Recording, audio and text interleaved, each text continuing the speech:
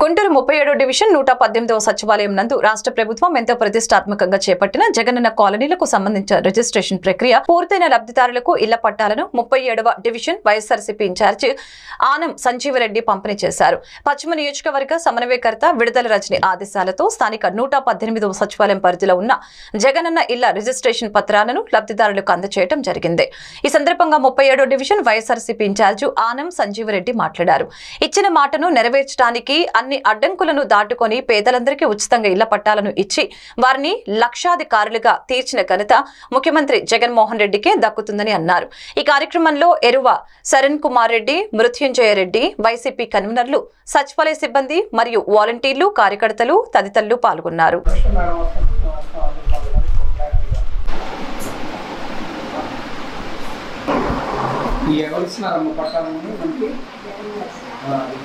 ఎవరు ఇప్పుడు అది మీ అందరూ కూడా ఎవరిస్తున్నారు మీ వాలంటీర్ అంటున్నారు.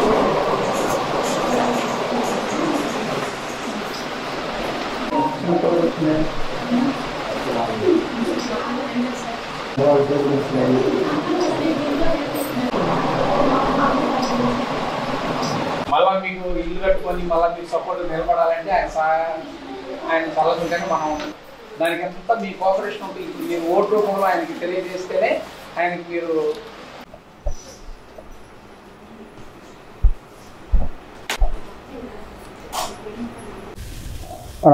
గుంటూరు 37వ సచివాలయం 37వ వార్డులోని 118వ సచివాలయంలోని బెనిఫిషియర్స్ అంటే ఇల్లు పట్టాలు తీసుకొని రిజిస్ట్రేషన్ చేయించుకొని వాళ్ళకి ఇవ్వడం జరిగిందండి. దీని అన్నిటికీ కూడా 118వ వార్డు వాళ్ళ సహకారాలతోటి అక్కడ వాలంటీర్లు ఇచ్చినటువంటి సపోర్ట్ తోటి వీళ్ళందరికీ కూడా జగనన్న ఇచ్చిన ఇల్లుని పట్టాలని హ్యాండ్ ఓవర్ చేయడం జరిగిందండి. ఇక్కడ ఇది కూడా పోషకుల ఏరియా. ఈ ఏరియాలో కూడా ఇంతమందికి పట్టాలు రావడం అనేది నిజంగా ఆనందించదగ్గ విషయం. ఎక్కడెక్కడి నుంచో పొట్టకూటి కోసం వచ్చి పాపం అభిమానంగా ఉండే వాళ్ళకి ఇల్లు వాకిలు లేక అద్దెలతో ఉండే వాళ్ళకి ఈరోజు ఎంతో వెలుగు నింపిందని చెప్పేసి అందరూ చెప్పడం జరిగింది. ఇట్లా జగనన్న ఈ విధంగా ఉంటే మేము ఎన్నాళ్ళైనా మేము హ్యాపీగా ఉంటామండి, జగనన్నను మేము ఆశీర్వదిస్తామని చెప్పేసి ఈ అక్కా చెల్లెళ్ళు చెప్పడం జరిగింది. వీళ్ళందరి ఆశీర్వాదంతో జగనన్న మళ్ళా సీఎం కావాలని చెప్పేసి మనస్ఫూర్తిగా కోరుకుంటున్నామండి. పశ్చిమ నియోజకవర్గం సమన్వయకర్త అయినటువంటి విడుదల రజని మేడం గారు ఆదేశానుసారం ఈ పట్టాలన్నీ కూడా మేము కూడా ఇవ్వడం జరిగిందండి. ఎందుకంటే మేడం గారు బిజీ షెడ్యూల్ తోటి అన్ని చోట్ల ఇవ్వడం జరుగుతుంది.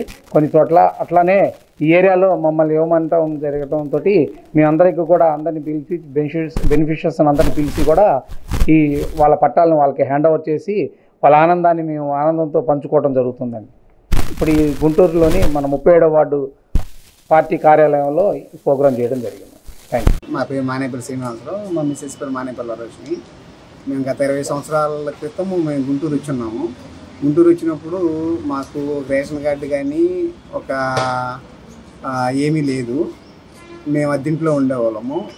మేము అద్దె కట్టుకోలేక అప్పుడు లక్ష్మీపురంలో ఉన్నప్పుడు మేము అద్దె కట్టేవాళ్ళము. అద్దె కట్టుకోలేక మేము జన్మభూమి నగర్ అద్దె తక్కువ అని చెప్పి అక్కడికి వెళ్ళాము.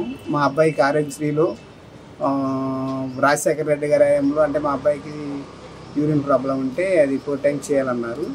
ఫస్ట్ టైం వచ్చేసి గవర్నమెంట్ హాస్పిటల్లో చేయించాము. తర్వాత జగనన్న గవర్నమెంట్ వచ్చిన తర్వాత కూడా మా అబ్బాయికి ఆరోగ్యశ్రీలో క్యూర్ అయింది. ఇంకొకటి ఏంటంటే మాకు ఇళ్ల స్థలం అలాట్ అయింది. ప్లస్ మా అబ్బాయికి ట్యాబ్ ఇచ్చారు. జగనన్న గవర్నమెంట్లో మేము చాలా బెనిఫిట్ పొందాము. అంతకుముందు బాబు గారి హయాంలో కూడా మాకు రేషన్ కార్డు లేదు, ఎన్నోసార్లు తిరిగాము. ఎలక్షన్ టైంలో ఇచ్చారు అది. ఈ గవర్నమెంట్ వచ్చిన తర్వాత చాలా బెనిఫిట్స్ పొందాము. మళ్ళీ మా ఊరు జగనన్నకి మళ్ళీ జగనన్నే రావాలి. మాకు ఇళ్ల స్థలం లేదు, ఇళ్ల స్థలం పట్టా ఇచ్చారు జగనన్న గారు. అలాగే చూసినట్లయితే ఒకటే కాదు కానీ పేదలకు ఇళ్ల పట్టాలు ఇవ్వడం ఏంటి, ఇంటి ఇళ్ళకి కట్టుకోవడానికి అమౌంట్ ఇవ్వడం ఏంటి, అంత మాత్రమే కాదు కానీ విద్యా దీవెన ద్వారా పిల్లలందరినీ చదివించడం. ఈరోజు చూసినట్టయితే కార్పొరేట్ స్కూల్స్కి వెళ్ళాలంటే పేద ప్రజలు ఎంతో ఇబ్బందిగా ఉంది. ఇంగ్లీష్ మీడియం అందరూ చదువుతున్నారు, పేద ప్రజలు తెలుగు మీడియమే చదివేవారిగా ఉంటున్నారు. అయితే అటువంటి పరిస్థితుల్లో ఇప్పుడు గవర్నమెంట్ స్కూల్స్ను కూడా ప్రైవేట్ స్కూల్స్ ధీటుగా వాటిని తయారు చేసి నాడు నేడు అనే బడి కార్యక్రమాలు పెట్టి వాటి ద్వారా పిల్లలకి ఇంగ్లీష్ విద్యను అందిస్తూ ఉన్నారు.